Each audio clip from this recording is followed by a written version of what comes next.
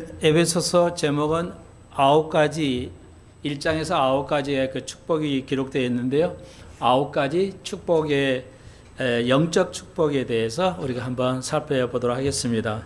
네, 우리가 잘 깨달을 수 있도록 한번 더 기도드리겠습니다. 주님, 오늘 이제 무더위가 시작되는데 하나님 우리가 그러나 집중해서 잘 한 말씀이라도 이제 빠뜨리지 말고 잘 이해할 수 있게 하나님의 우리의 축복을 깨달을 수 있는 귀한 시간이 되게 해 주옵소서. 예수님의 이름으로 기도하옵나이다. 아멘.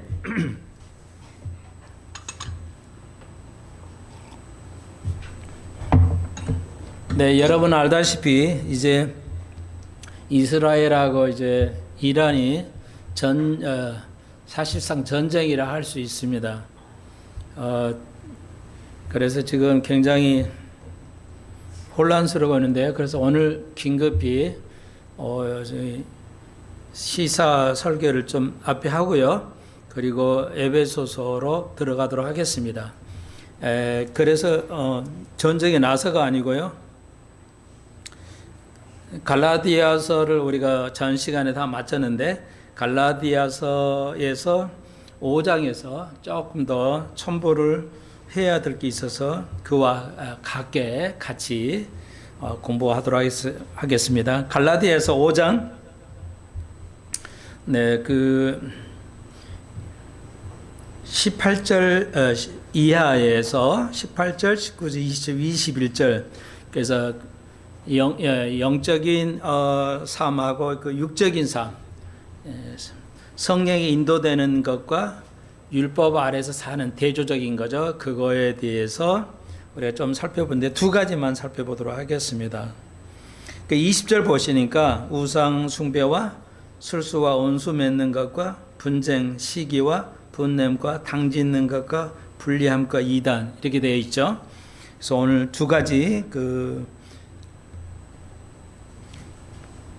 원수 맺는 것, 원수 맺는 것이 무엇인가?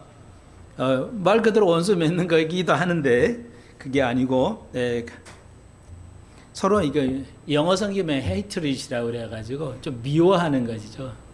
물론 그 말이기는 한데요. 우리의 대한민국의 원수는 뭐 북한이다, 김일성이다, 좋아요. 여기서 우리가 여러분 첨부할 말씀은 우리가 그 살다 보면 미워할 수 있는 게 많이 생기죠. 충분히 이해합니다. 그래서 내가 잘하든 못하든 우리가 살다 보면 많은 그 원수 맺는 거 미워할 사람들이 생기게 됩니다. 여기서 우리가 생각해 볼 수 있는 게인데요. 저는 그렇습니다. 그러니까 우리의 대한민국의 적이고 원수 이것은 당연히 김일성 또 지금 살아있는 김정은이 되겠습니다. 나라를 해하려고 하고 이러기 때문에요. 그래서 우리가 이제 여기서 성경에서 말씀하는 그 육적인 거, 원수를 미워하는 거, 원수를 성경은 사랑하라고 그러는데 우리가 미워하잖아요. 그러니까 당연히 그 적이고 원수니까 그 우리가 미워할 수 있지 않냐 이렇게 생각할 수 있는데 여기 성경에서 말씀하시는 바는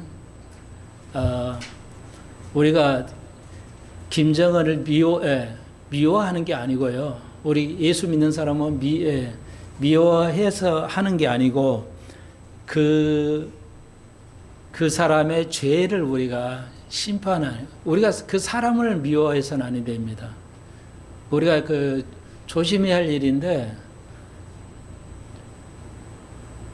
누가 상대방이 나에게 뭔가를 해야 할 때 우리가 사람을 미워하게 되는데, 사람을 미워해서는 아니 된다는 겁니다. 그 사람의 죄를 우리가 미워하고 그 죄를 짓는 것을 그러니까 우리가 김정은 그러면 우리가 북한에 많은 사람을 너무 죽이고 이러니까 그 죄가 악하기 때문에 그걸 심판할 수 있도록 우리가 바라는 것이지 그 사람의 그 사람을 미워해서는 되지 안 된다는 겁니다. 이해하시겠나요? 그 뜻이에요. 그러니까 우리가 어떤 죄 지은 사람을 할 때 TV에 나오면 막 굉장히 화가 나고 욕하고 이렇게 되는데 그 사람의 그 죄를 우리가 미워해야 되는 거지 그 사람에 대해서 미워하면 아니 됩니다. 그래서 다시 한번 원수를 사랑하는 것은 원수를 어떻게 사랑합니까? 힘들죠. 내 가까운 사람들이 서로 다투고 그 미워하는데 심지어 원수를 어떻게 사랑하냐. 근데 다시 한번 말씀을 드리면 원수를 사랑하는 의미는 원수란 말은 미워한다는 게 헬라어로 원수라는 말은 미워한다는 뜻입니다. 그래서 미워하지 말라. 그러니까 사람을 미워하지 말라는 그 사람의 죄를 미워하고 그 사람의 죄에 대해서 심할 때 우리가 용서도 하지만 그 사람의 심판을 받을 수 있도록. 그래서 시진핑이라든지 이런 사람들은 너무 많은 생명을 주겠잖아요. 그러니까 여러분은 잘 모를 수도 있는데 중국에는 지금 사람이 없어요. 예. 그러니까 한 3억, 4억이 사라졌다는 것이 일반적인 평가인데요. 그래서 미국 일론 머스크가 사업가들은 정보가 있어야 하잖아요. 정보가 없으면은 뭐 사업을 할 수가 없잖아요. 우리 개개인도 정보가 있어야 하는데 일론 머스크가 얘기했죠. 중국의 4억이 사라졌다고. 그러니까 그 코로나 바이러스 때 어마어마한 지금도 마찬가지예요. 그렇기 때문에 우리가 그런 사람에 대해서 원수에 대해서 우리가 미워하는 게 아니고 심판하셔야지 다른 사람이 너무 죽어가니까 그런 의미지 그 사람을 우리가 미워해서는 아니 됩니다. 이거 아주 우리의 삶에서 중요한 거예요. 그러니까 미워할 수 있는 사람이 없을 수는 없지만 꼭 있지만 사람을 미워하시면 안 되고 그 사람의 죄를 미워하고 그것이 씻어지고 회개가 될 수 있도록 우리가 해야 된다. 이렇게 간단하게 말씀을 드릴 수 있습니다. 다시 한번요. 굉장히 중요한 거니까요. 그 다음에 이제 그 21절에 투기와 술 취함과 방탕과 또한 그와 같은 것이라 이렇게 했는데요. 여기서 방탕함. 이걸 좀 설명해 드리고 싶은데 다른 건 다 뭐 어려운 게 아니니까요. 우리말로 방탕이라니까 굉장히 이제 방탕하면 아주 그냥 뭐 술과 담배로 세월 보내고 돈을 쓸데없이 허비하고 뭐 이런 것도 해당이 됩니다만은 여기서 방탕함이라는 것은 그냥 주로 이 말의 어원이 그냥 별 일을 열심히 안 하고 잔치나 벌리고 아주 여유롭게 사는 거 이런 의미예요. 예. 그래서 말 어원 자체는 항상 축제를 벌이고 잔치 벌이고 이렇게 연애를 베풀면서 해서 살아가는 것 이런 것을 의미하는데요. 그러니까 좀 설명을 더 드리면은 제가 이거 이제 금방 지금 일어난 시사 때문에 그런데 전 세계가 우리나라도 이제 모든 나라가 갑자기 돌변했죠. 그래서 동성 합법이라는 이런 이제 문제가 제일 큰 문제인데 지금까지 한 10여 년 전, 10여 년 전까지는 이러지 않았죠. 그런가 보다 했는데 갑자기 전 세계가 동성을 합헌을 이제 하기면서 이렇게 됐잖아요. 그러니까 성의 타락이죠. 그러니까 음행의 타락인데 여기서 성경에도 이제 19절에 음행이 있는데 이거 같은 말이에요. 근데 왜 이렇게 사람이 방탕하게 되고 음행에 젖어가냐를 지금 설명해 드리고 싶어요. 그러니까 이게 제 생각이 아니라요. 많은 그 전문가들에 의해서 제가 참고를 하고 여러분에게 알려드리는 겁니다. 그래서 미국에서 지금 또 LA에서 폭동이 일어나고 엄청나죠, 지금. 대부분이 그 불법 이민자들이죠. 그러니까 그 불법 이민자들이 멕시코를 통해서 들어왔는데요. 거의 대부분 멕시코야. 놀라운 것은 여러분 TV를 보셔서 알겠겠지만 그 시위를 하는 사람들 대부분 미국 땅에서 멕시코 국기를 들고 시위에 폭력을 막 하잖아, 휘두르잖아요. 그러니까 대부분 멕시코인들이라는 거죠. 그러니까 LA라는 로스앤젤스라고 그러죠. 천사의 도시잖아요. 그리고 미국에서도 서부 쪽, 이 LA 쪽 캘리포니아가 살기가 천국이죠. 지상 천국이죠. 1년 내내 온화한 날씨에다가 저 시애틀 위로 올라가야 좀 춥지. 요 LA나 샌프란시스코는 1년 내내 온화합니다. 살기가 너무 편해요. 아주 좋습니다. 그래서 세계 모든 사람이 미국의 캘리포니아 쪽으로 가려고 하는 지상의 낙원이라 할 정도로 아름다운 곳인데, 캘리포니아가 완전히 자경화되어 버렸어요. 완전히 자경화됐어요. 거의 동부, 뉴욕도 좀 그렇긴 하지만 동부나 중부는 미국은 보수 쪽인데, LA는 거의 그냥 자경화됐습니다. 그러니까 자경화는 공산주의 각각의, 그러니까 좌파가 아니고요, 공산주의화 된 겁니다. 이 무서운 건데요. 근데 왜 이렇게, 그러면서도 왜 동성연애를 합법을 LA는 하는 것인가? 지금 LA는 어떤 법을 가지고 있냐면요. 아이가 초등학생이든 중학생, 고등학생이든 학교 갔다 집에 와가지고 엄마, 아빠, 나 성 전환을 해야 되겠어요. 그러면 이제 엄마, 아빠가 난리 나죠. 안 돼! 그러면서 반대를 하잖아요. 그러면 아이가 경찰서에 신고를 하게 되면, 경찰서에 부모가 끌려가게 됩니다. 다시 말해서 아이가 성전환하는 거에 대해서 부모가 반대할 수 없도록 법제화돼 있어요. 아니 어떻게 LA가 그런 법을 만들었을까요? 그래서 미국 갈보리 채플도 이거 안 됩니다. 이거 투표해서 반대해야 됩니다. 했지만 결국은 미국 국민들이 주로 미국 군분들이 섞어 있어요. 아직도 미국의 그 민주당이 좌파가 옛날 존 F 케네디 대통령이 했던 그 민주당으로 착각하고 있어요. 미국 많은 사람들이 LA에 있어요. 옛날 민주당이 아니에요. 그러면 얼마나 좋겠어요. 그래서 민주당에서 그런 걸 만들어가지고 이제 캘리포니아 주가 그렇습니다. 그래서 만약에 부모가 반대하면 어떻게 되냐. 그래서 아이가 경찰에서 신고하게 되면은 이 아이는 부모에서 격리됩니다. 그래서 아이들 수용소로 보내버려요. 우리 동양에서는 상상할 수 없는 거지만 미국은 원래 그래요. 그래서 격리시켜가지고 보내가지고 새로운 부모한테 입양시켜버려요. 법이 그렇게 돼 있어요. 부모가 그 양육권을 잃어버립니다. 그런 무서운 시대야. 왜 이런 현상이 일어났냐? 미국 같은 데에서 잘 먹고 잘 사는데, 지금 말씀드린 왜 이런 음행과 방탕함이 생기는가? 너무 잘 살아서 그래요. 이거 우리 알아야 돼요. 대한민국이. 우리는 모두가 잘 살기를 원하는데, 물질적인 풍요로움을 원하는데, 여기에 딜레마가 있어요. 이걸 우리가 지금, 목사는 여기서 이게 이제 고통스러운 거예요.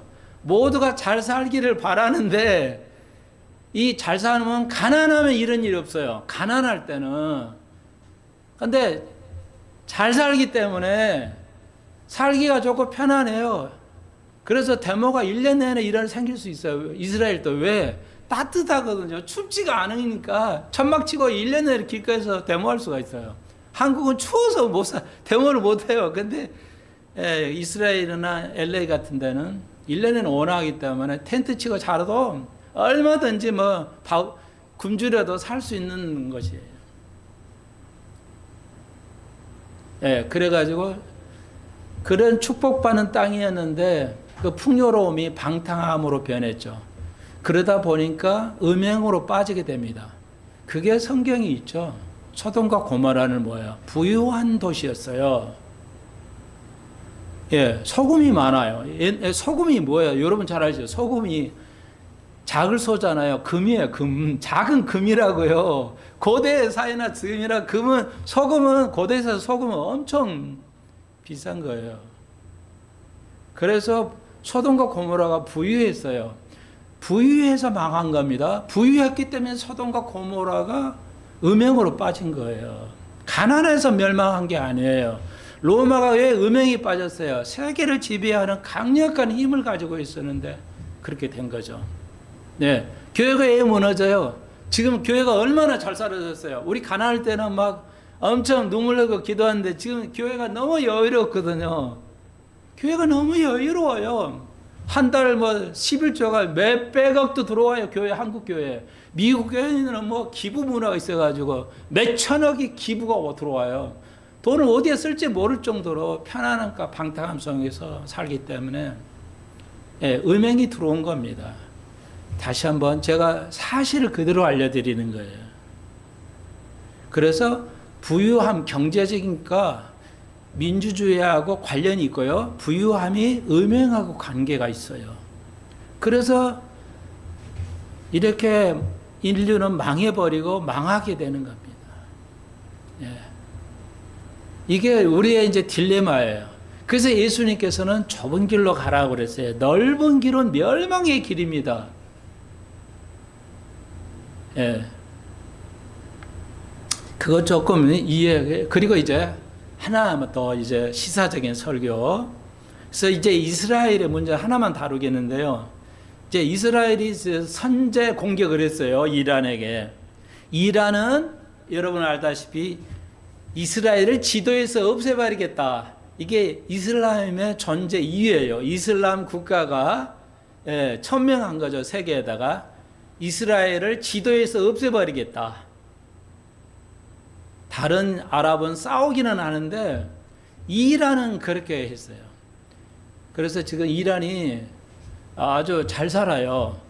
그렇게 미국에서 제재를 해도 아무 소용없어요. 잘 삽니다.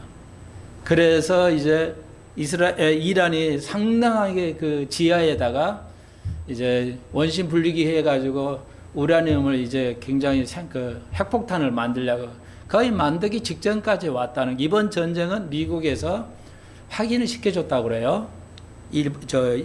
이스라엘에다가 핵폭탄 만들 준비 됐다. 그러면은 이스라엘은 생존을 할 수가 없잖아요. 땅이 작아서 핵폭탄 하나 던지면 끝이잖아요. 그래서 이란의 지하에다 이제 그 원심 분리기를 뭐 한 1000개, 2000대 해가지고 분리해가지고 만들고 있는데, 여러분, 그래서 선제 공격은 국제법에 타당한 겁니다. 생존을 위해서 먼저 공격하는 것. 그러니까 북한이 핵폭탄을 쏠려간다 이미 있잖아요. 그래서 근데 안 쏘니까 지금 전쟁이 안 나는데, 쏘려고 하거나 국가적으로 천명을 하면은 대한민국을 핵으로 그냥 없애겠다 천명하면 우리가 이제 선제 공격을 해야 됩니다. 안 하면 우리는 죽습니다. 정당성에 국제법상 선제 공격은 정당합니다. 참고로 해보시고요. 한국 교회가 왜 멸망을 하는 거냐? 그 중에 하나가 반유대주의예요. 놀라운 문제. 한국 교회가 동성연애를 한국 교회가 상당히 많은 교회가 찬성을 해가고 더불어 또 뭐 하고 있어요? 네, 반유대주의 교회로 가고 있어요. 반유대주의. 그건 복 못 받습니다. 아브라함에게 복을 주셨죠. 너를 축복하는 자를 축복하고 너를 저주하는 저주한다 했어요. 그러니까 한국 교회가 복을 못 받을 짓들을 해요. 그러니까 이게 우리가 이제 어려워지는 겁니다. 지금 한국의 자영업자들이 많다고는 하지만 할 수밖에 없어요. 좋은 직장이 생기지 않고 있습니다. 삼성, LG도 너무너무 어려워져가 있고, 반도체도 뭐 거의 지금 하락길이고요. AI는 만들지도 못할 정도로 지금 기술력이 떨어져 있고요. 지금 미국은 AI 컴퓨터로 로봇가 수술 다 합니다. 제일 의사가, 머리 좋은 의사도, 의사 중에서 의사는 뭐야? 흉부외과잖아요. 가슴을 절개를 해야 되니까 수술하려면 그러니까 머리가 뭐 그냥 천재가 아니면 흉부외과는 못합니다. 근데 미국의 그 로봇 수술이 흉부외과보다 더 수술을 잘한대잖아요. 그리고 변호사는 지금 한국의 로펌이, 미국의 로펌에 변호사가 단 한 명도 없는 로펌이 존재하고 있어요. 변호사들 이제 끝났습니다. 그런 AI는 상상을 초월한 대로 발전하고 있습니다. 노동자도 24시간 쉬지 않고 로봇가 모든 것을 물류를 다 할 수가 있습니다. 상상을 초월하는 시대에 우리가 살아가고 있어요. 원래는 AI를 개발할 때는 저소득층을 타깃으로 만들었는데 그렇지 않고 고소득층, 화이트 칼라의 치명타를 입고 저소득층 치명타를 입은 그런 어마어마한 상상을 초월한 대로 우리가 직면하고 있습니다. 이거 한국이 깨달아야 되는데 이제 그러지 못하니까 AI 기술이 떨어져 버리니까 이제 완전히 이게 문제가 되는 거죠. 그래서 살아갈 수가 없어요. 그런 좋은 직장이 자꾸 삼성도 지금 안 되고요. 그래서 저기 밑에 지방에서 평택인가요? 삼성 그러니까 뭐 20조, 30조 투자한다 해놓고 투자를 못 하고 있잖아요. 다 망했잖아요. 거기다 집 투자하는 사람들 뭐 다 망했잖아요. 지금. 앞으로 자영업으로 살아가 생존하기가 이제 거의 어려운 시대가 됐습니다. 네, 그런 시대를 우리가 살아가고 있어요. 그래서 이제 교육이 아주 중요한 건데, 자 우선 그 정도 말씀을 드리면서요. 그래서 이제 이스라엘이 이란하고 좀 전쟁을 하고 있는데, 그래서 지하에다가 그 핵시설이 있는 것을 공격을 했습니다. 뭐 지금도 하고요. 한 2주 정도는 계속 할 거라고는 합니다. 그러면 이건 그래서 많은 사람이 전 세계가 이제 그 기독교인들이 에스겔 38장을 성취하는 거 아니냐. 그런데 이거 우리가 분명히 이해하고 있어야 됩니다. 여러분 전쟁이 났어도 그런가 보다 하면 안 됩니다. 한국 사람들이 외교에 대해서는 너무 무관심해요. 그건 나라 망하는 겁니다. 조선 왕조 500년이 망한 이유가 외교 잘못해서 그래요. 세계 흐름을 읽지를 못해서 그렇습니다. 예. 이거 그래서 여러분을 다시 한번 알려드리는데, 한국은 남이 어쨌든 우리 속만 살고 이게 안 됩니다. 한국은 수출해 먹고 사는 나라이기 때문에 외교에 아주 알고 있어야 돼요. 흐름을. 그러니까 지금 아이들이 초등이나 중등 아이들, 고등 아이들이 AI를 쓰지 못하고 있다. 그러면 그 아이는 성공하기 힘듭니다. 거의 불가능하게 됩니다. 예, 지금 대학교 교수가 필요 없어져요. AI가 다 강의합니다, 지금은. 예, 교수들 다 이제 날아가게 생겼어요. 지금 상황이 그렇습니다. 상상을 초월할 정도로 AI가 발달했기 때문에, 다시 말해서 대학교가 필요 없는 사회가 돼가고 있어요. 예. 대학교가 필요가 없다니까요, 지금은. AI의 발달은 전저희가 이유가 거의 없어져 가고 있어요. 학교도 마찬가지고요. 초등, 중, 고등학생은 지금 그런 사회입니다. 예. 자, 그래서 우리가 에스겔 38장이 이제 쳐들어오는 게 아니에요, 이스라엘인데, 우리가 한 가지 알아야 될 게 있죠.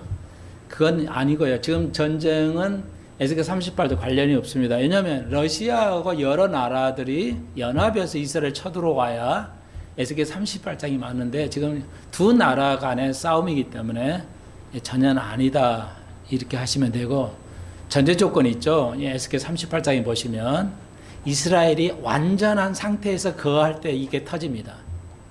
예, 그러니까 마곡 전쟁은 이스라엘이 완전한 상태에서, 안전한 상태에서 있다가 터지는 거야. 예. 그러니까 이스라엘이 강대국이 되어서 있는 상태에서 편안한 상태에 있다가 갑자기 전쟁이 일어납니다.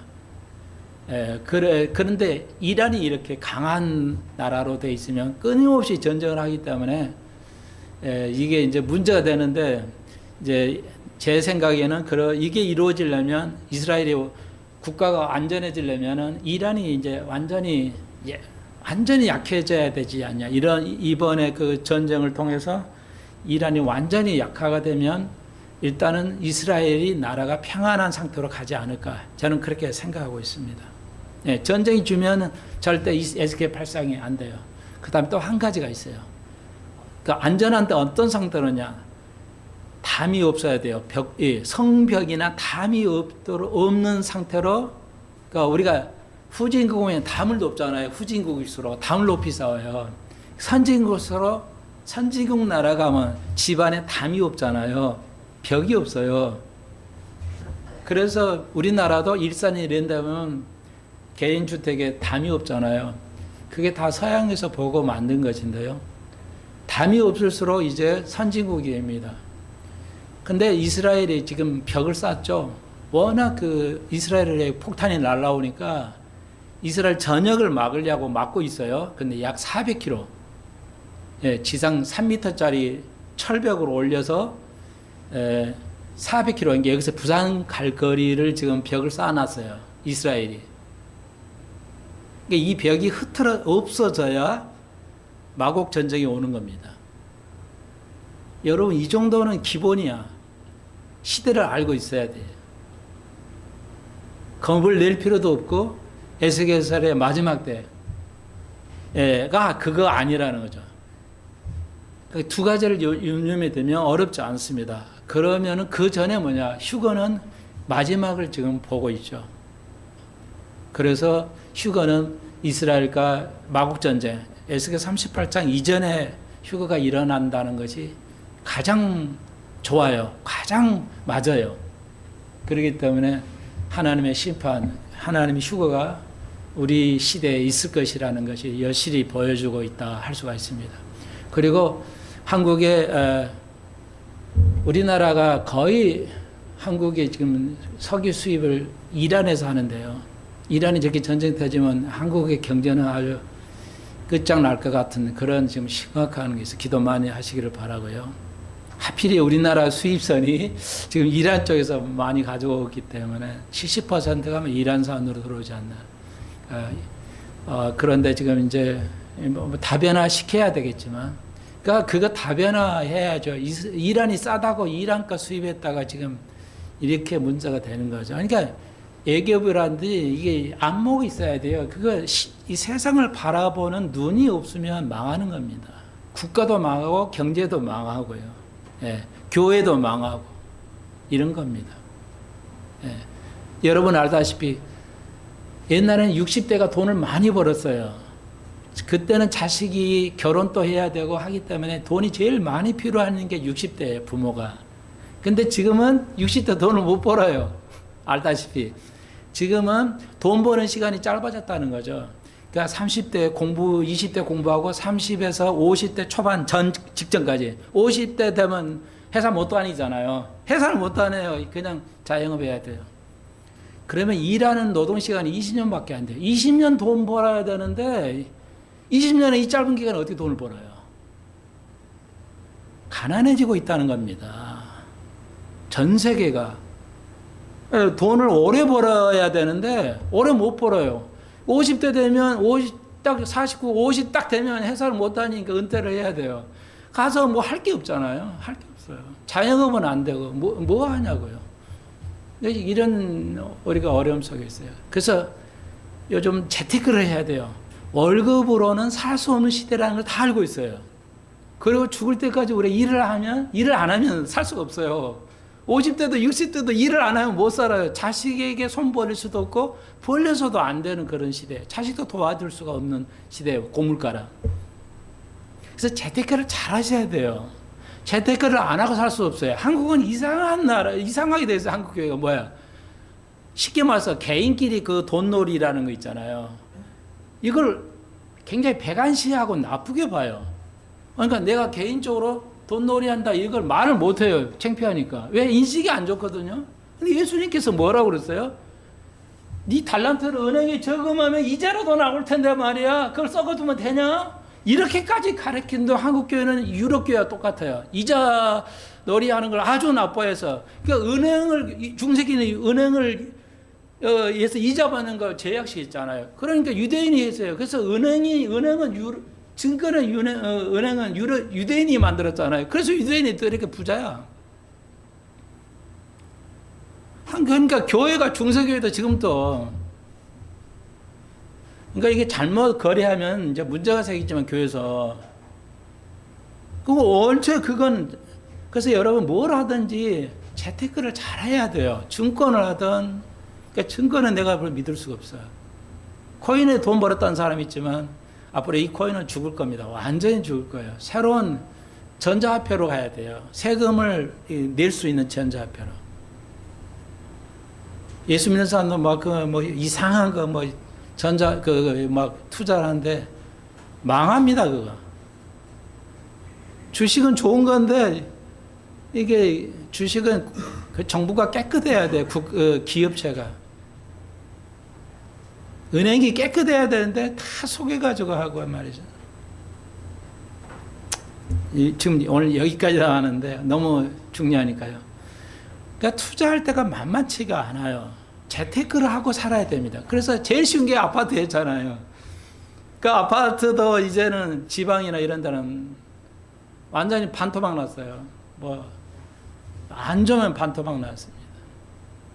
그래서 이제 강남의 일부층이나 이 광명시, 송도는 또 완전히 쫄딱하고 청라가 좀 괜찮다고 하더라고요.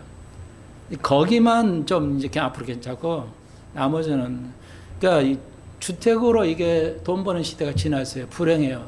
그게 참 하기가 참 좋은 건데 아파트가 이게 성장하면서 국민들의 수준을 좀 돈을 올려주는 굉장히 좋은 제도인데 국민들은 뭐야? 돈을 아파트로 돈 버는 걸 배관시해요. 나 진짜 이해할 수가 없어요. 재테크 안 하면 살 수가 없는데 뭐로 재테크해요? 증거는 회사 기업이 깨끗하고 정직해야 되는데 그거 믿을 수가 없잖아요. 뭐 할 게 없어요. 할 게. 다 그냥 가난하게 살아야 된다는 얘기가 나오잖아요. 근데 아파트가 좋아하는데 아파트도 그런 시대가 지나가고 있고, 예. 농사 지어서는 밥밥밖에 못 먹어요. 농사는. 우리나라는 땅이 좁아서요. 미국은 부유층이 5%, 상류층 5%, 미국의 GDP 5%를 농부들이 가지고 있어요. 농부들이 엄청 부자예요. 서울만한 토지가 있으니까 거기다 농사 지으니까요. 미국의 부자는 농부들이 부자입니다. 미국은. 100% 미국의 농부들은 굉장히 부자예요. 상위 5%에 들어가요. 부자가. 왜? 땅이 넓으니까 다 비행기로 헤어버리고 이러니까요. 근데 미국이 저렇게 아름다운데 하나님이 축복을 줬는데 그렇게 망가져 버리는 거야. 미국을 하나님 심판하시겠지. 그거예요. 이게 여러분이 진리와 비진리 사이에서 잘 생각을 하셔야 돼요. 예. 저는 여러분에게 숙제만 던져드리고요. 자, 그런 거다. 그래서 하나님 뜻은 뭐냐? 이스라엘과 이란이 우리 잘 살아야 되겠어. 국민을 위해서 잘 살아야 되겠어. 전쟁 안 하고 잘 살아야 돼. 그럼 얼마든지 부자가 되죠. 이란이 잘 사고. 근데 왜 이스라엘을 죽이려고 할까? 그게 영적 싸움이야. 그러니까 이스라엘은 살아남으려니까 저렇게 할 수밖에 없고 서로 죽이면서 살아가는 거. 하나님 뜻은 서로 전쟁 안 하고 서로 잘 사는 게 하나님 뜻인데 그렇게 되는 거예요. 예. 러시아하고 우크라이나 누가 이겨야 됩니까? 말도 안 되는 질문이에요. 전쟁이 서로 없어져야 돼. 그러니까 우크라이나들이 100만 명이 지금 죽었잖아요. 젊은이 100만 명이 사망했어요.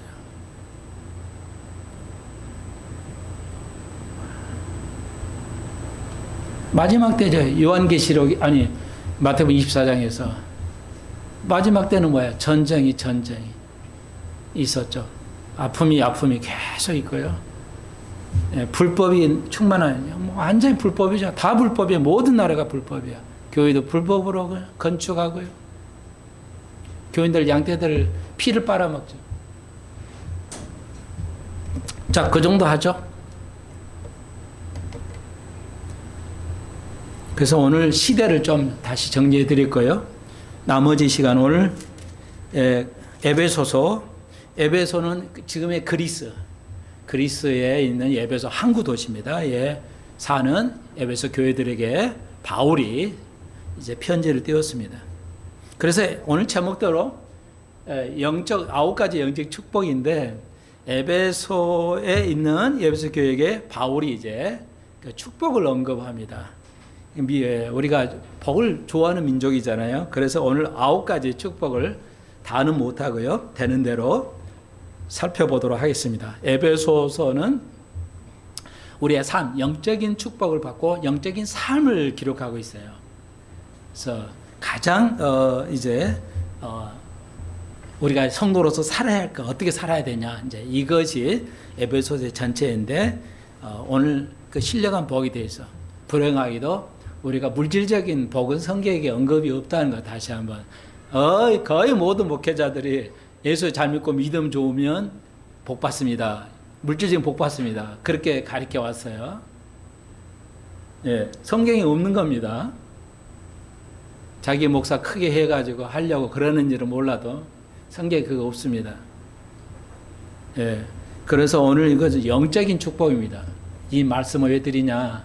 오늘 현대 크리스찬들이 영적인 축복보다 물질 축복을 더 바라고 있지 않냐? 예, 그래요. 영적 축복은 있는데 물질 축복이 없으면 축복으로 생각하지 않고 고통으로 생각해요. 현대인들은. 아주 이게 정말 이게 불행인데요. 가만히 있어보자. 여기다는 이제 안 썼는데요. 여기 보시면 에베소서 1장 10절 하늘에 있는 것이나 땅에 있는 것이 다 그리스도 안에서 통일되게 하려 하십니다. 그리스도 안에서 하늘의 것과 땅의 통일된다. 언제요? 천년왕국 때. 이거 아주 중요한. 그러니까 하늘의 신령한 것과 이 땅의 복, 물질적인 복이 언제 통일될 거냐? 보십시오. 이거 아주 중요해요. 9절에 그리스도 안에서 때가 찬 경륜을 위하여 예정한 것이니,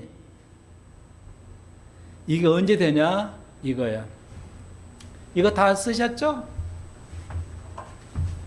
자, 9가지 축복이에요. 그냥 하나님 우리를 선택받았어요. 우리를 선택하셨어요. 여기가 무지무지한 이제 논쟁이 있잖아요. 예, 논쟁이 있어요. 하나님 우리를 선택하셨어요. 무조건적으로 우리를 선택하셨어요. 그리고 우리를 예정하셨어요. 천국 가도록 예정하셨어요. 그리고 은혜를 베푸시고 우리를 구속하셨어요. 십자가 상에서 죽으심으로. 그래서 여기는 이제 다 너무 많아서 안 썼는데요. 구속하시고, 이 구속하셨다는 건 십자가에 죽으심으로 우리가 죄의 종이었는데 죄의 종을 이제 사셨어요. 우리가 십자가를 지불해 피의 대가로 우리를 사신 것을 말해요. 그래서 우리가 죄의 종이었는데 이제 우리가 죄의 종이 아니다, 자의 몸이다. 그 말의 의미예요. 구속이에요. 경제사에서 구속당했다 그런 말이 아니고요. 여기서 구속에는 구원에 속해서, 죄를 속해서 구원해 주었다 뜻입니다. 그 말이에요. 그래서 우리를 하고, 그래서 그렇게 하시면 십자가에 죽으시면 우리를 용서하면 돼.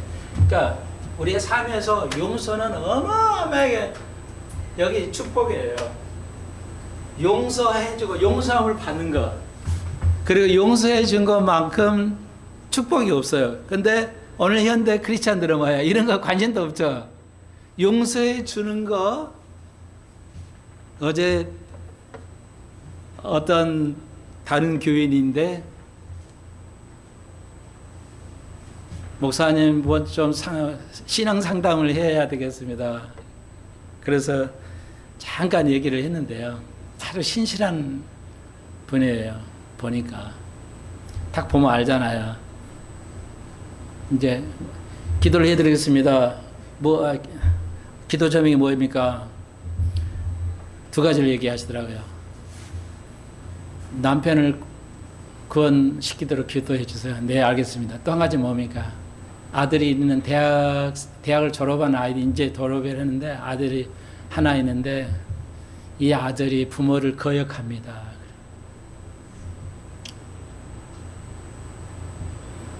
그 아이는 교회 다니니까, 교회는 다니는데 고통스러운 거야, 엄마가. 집사님이신데, 권사님이신 것 같은데. 그래서 시간이 없어서 내가 그랬죠. 권사님, 아마 그 정도 그런 사이라면 이 아이를 권사님이 내가 이런 말씀 드려도 돼요? 그랬더니 예, 괜찮습니다.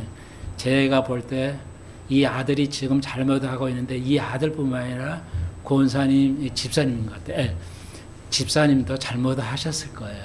예, 잘못했다는 거예요. 그러더라고요. 예, 잘못했어요. 다른 목사는 몰라도 저는 얘기하잖아요. 잘못 있으면 있다고. 엄마로서 아이를 믿음으로 제대로 못 키웠을 겁니다. 그것도 있을 겁니다. 예, 있어요. 그래서 어떻게 했습니까? 그랬더니 이 엄마가 무릎 꿇고 이 아이에게 빌었대요. 잘못했다고. 근데 이 아이가 아직 받아들이질 않는 것 같아요. 그러면 됐습니다. 집사님, 부모로서 용서를 구했다면 된 겁니다. 그 이상은 하나님께 맡기셔야 됩니다. 우리가 이 땅에 용서함을 받고 용서하는 것 맞지 가치 있는 복은 없어요. 근데 현대인들이 이걸 다 잊고 살아요. 알아도 모르는 척하고 사는 것이죠. 그건 은혜의 삶이 아니에요. 크리스찬 삶이 아니라고요. 교회는 다니고 문의는 다 크리스찬인데 오늘 우리의 자녀들이 부모를 거역하면서 살아가요. 얼마나 이 불행합니까? 그분은 뭐 이거 하고 저 일도 해서 이렇게는 사시더라고요. 가난한 데에서 헌금도 하고 가난한 목회자들 제가 처음 갔는데 저보고 그냥 어제 삼겹살하고 예.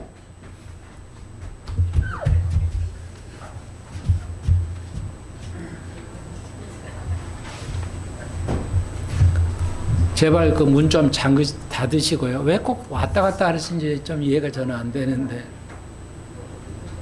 예배 방해가 엄청 됩니다. 한번 필름이 끊어져 버리면 잘 안 되는데.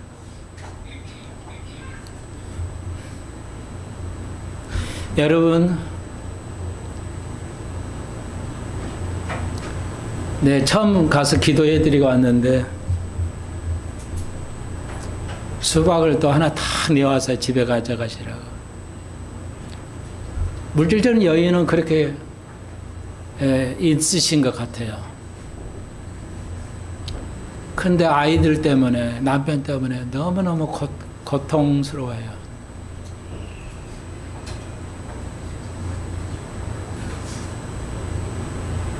여러분, 그건 복 아니에요. 물질적인 여유 있다는 거 아무 소용없잖아요.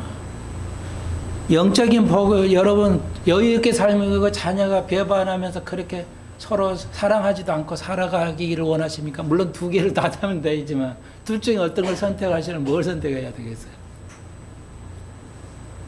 나는 양쪽을 다 잘 되기를 바라지만 목사니까 용서함을 하는 것과 용서를 받는 것만큼의 복이 없다는 겁니다. 우리는 이런 걸 다 잊고 살아요.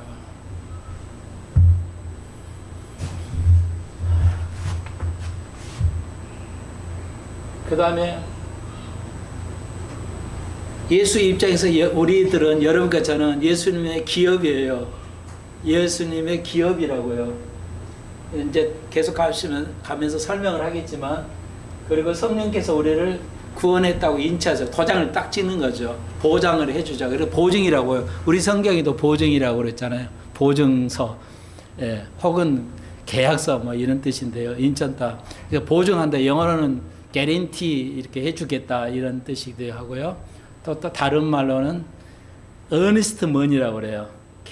계약서, 계약금을 영어에서는 earnest money라고 해요. 워런티가 거의 비슷한 말이긴 한데, earnest money, 계약금이라고도 합니다. earnest가 영어로는 이렇게 성실하고 열심을 내는 이런 뜻이에요. 근데 열심 있는, 성의 있는, 열심 있는 돈 이상하잖아요. 우리말로 직역을 하면. 그러니까 우리말은 계약 의미로 되어 있지만요. 이건 별로 의미가 없어요. 성경을 이해하는데 한글로만 이해하면 굉장히 이해하기가 너무 안 됩니다. 그래서 제가 할 수 없이 영어를 쓰니까 죄송한데요. 그러니까 이 말은 뭐냐면 하나님께서 우리를 영적으로 육적으로 통일시킬 때까지 하나님께서 열심을 낸다는 의미로서 인쳤다는 뜻이에요. 성령이 인치셨다는 말은 거기 9절에 10절에서 하늘과 땅이 통일될 때까지 그때까지 뭐야? 열심을 내가지고 계약금을 내는 이유가 뭐예요? 이 집을 사겠다는 의미잖아요. 사겠다는 의미잖아요. 그러니까 우리는 말 뜻이 놓고 그냥 계약만 하는 건데, 그러니까 영어에서 earnest money라는 것은 내가 이 집을 꼭 사겠어요. 계약금을 걸읍니다. 이 뜻이잖아요. 그러니까 하나님 성령께서 우리를 기업으로 사셔서 하늘과 땅이 통일될 때까지 때가 경륜이 찰 때까지 우리를 열심을 다해서 우리를 보관했다가 천국으로 데려가겠다는 뜻이에요. 그런 의미예요. 이 단어가. 자, 그래서 여기 보십시오. 그 10절에 있잖아요. 때가 찬 경륜. 그러니까 때가 찬 경륜이라는 그 경륜이라는 뜻이 뭐냐면 이게 세대예요. 세대. 우리식으로 번역하면 세대라는 뜻이에요. 그러니까 우리가 저희 교회는 세대, 성경적 세대주의라고 그랬잖아요. 그 뜻이에요. 경륜이나 세대 같으면 때가 찬 거예요. 그러니까 쉽게 말해서 자 보십시오. 그래서 지금 여기가 십자가 예수님이 오셨시고요. 아브라함이 있었죠. 아브라함이 2000년이죠. 그리고 아담이 태어나가지고 2000년, 여기서 2000년, 지금 2000년 끝났죠. 천년왕국 들어가잖아요. 이런 걸 경륜이라고 그래요. 그러니까 하나님의 세대가 있어요. 하나님의 정하시는 게 7세대나 7세대 얘기하는데 다음 시간에 알려드릴게요. 그래서 정확하게는 그래서 대충 이런 세대가 있어요. 구분이 이런 경륜 세대가 있어요. 하나님 이것이 때가 차면 천년왕국 때 영적인 축복이 현실에서 드러날 것이다. 현실에서 통일시켜서 이제 천년왕국에서 배상해 주겠다. 네가 그래 나를 위해서 열심히 영적인 거 사람이 됐지 그거 별거 아닌 것 같은데 천년왕국 때 하늘나라에서 내가 그걸 물질적인 거로 통일시켜서 환원해 줄게. 복을 줄게. 네가 영적인 사람이 돼서 내가 영혼이 가난하고 네가 온유하고 네가 뭐 의의 핍박을 받고 그래서 굶주리고 그래 용서해 주고 용서해 주고 그랬었지. 그래 내가 알아. 너 축복을 내가 줬는데 내가 그 때가 끝나면 경륜의 때가 차면 그때는 그 시대가 끝나면 내가 휴거하고 되면 내가 그걸 다 보상해 줄게요. 그거예요. 어렵지 않죠? 이해하기. 예. 그러니까 이런 걸 다 알아야 돼. 내가 이런 사람의 축복이 뭔지를 다 알아야 돼. 하나님 나에게 이런 축복. 하나님이 원하시는 기도는 주여 오늘 그래서 막 이러잖아요. 기도해서 뭘 좀 이렇게 얻으려고 하는 거. 그런 거 말고요. 그것도 필요하긴 한데 그건 말고요.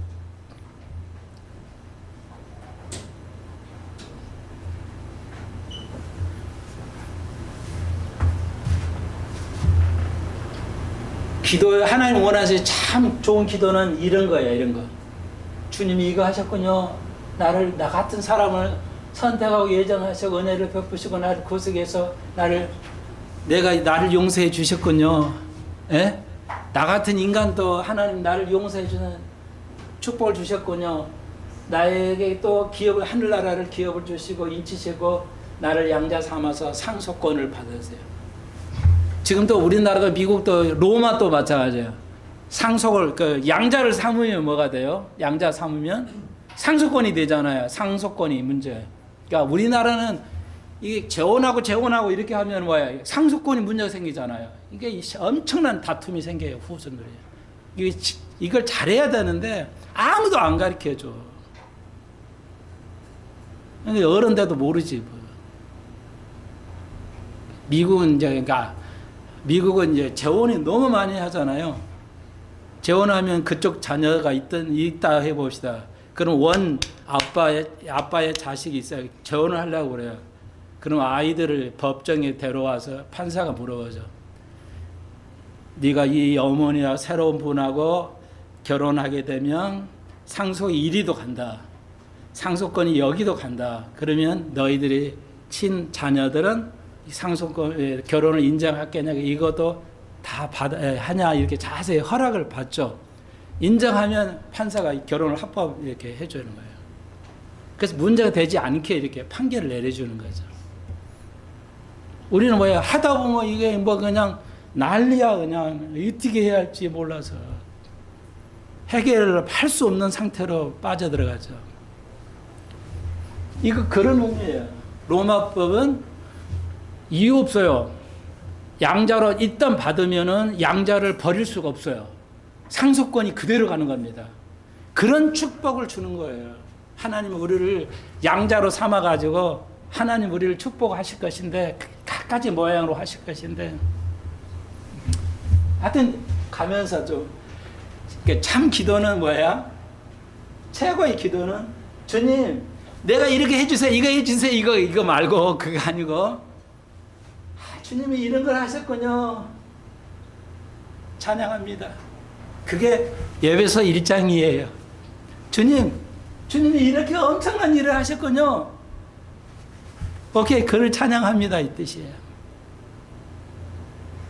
우리는 한국교회는 반대로 가르쳐.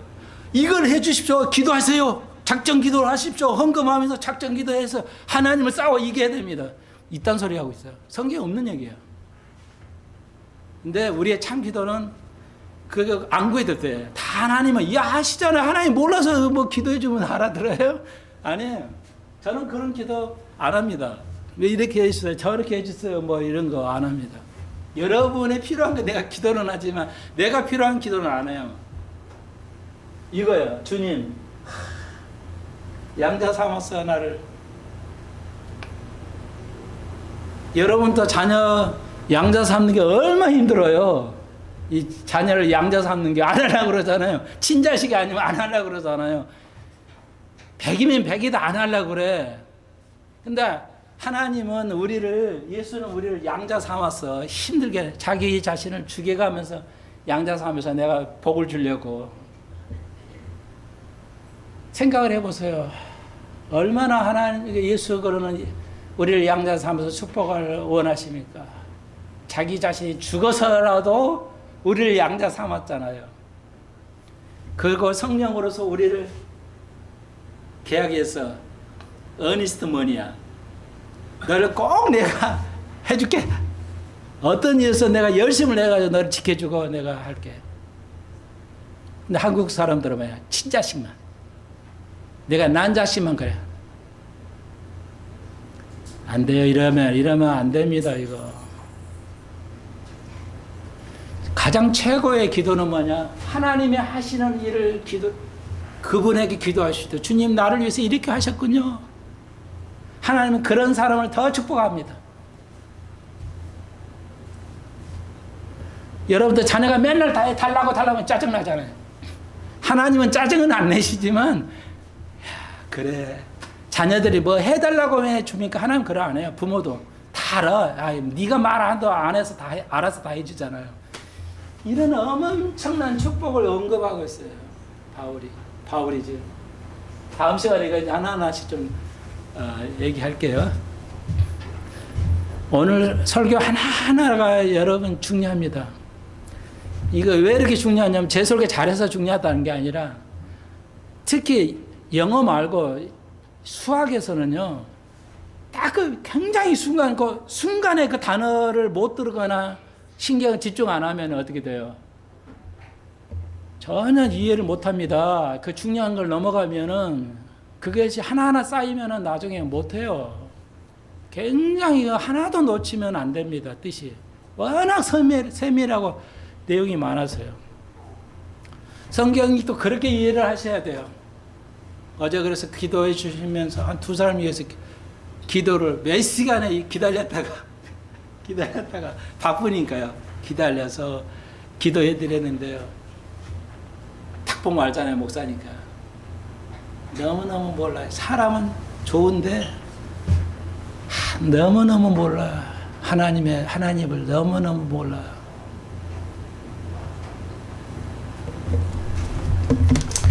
기도드립시다. 주님, 우리에게 눈을 열어주셔서 이 시대를 분별하고 주님을 알 수 있게 해 주옵소서. 주님, 우리에게 주신 축복이 얼마나 놀라운가를 우리가 계속 배울 겁니다. 그런 아름다운 성도 되게 해 주옵소서. 왜 우리가 예수를 주라고 부르는지를 알게 해 주옵소서. 예수님의 이름으로 기도합니다. 아멘.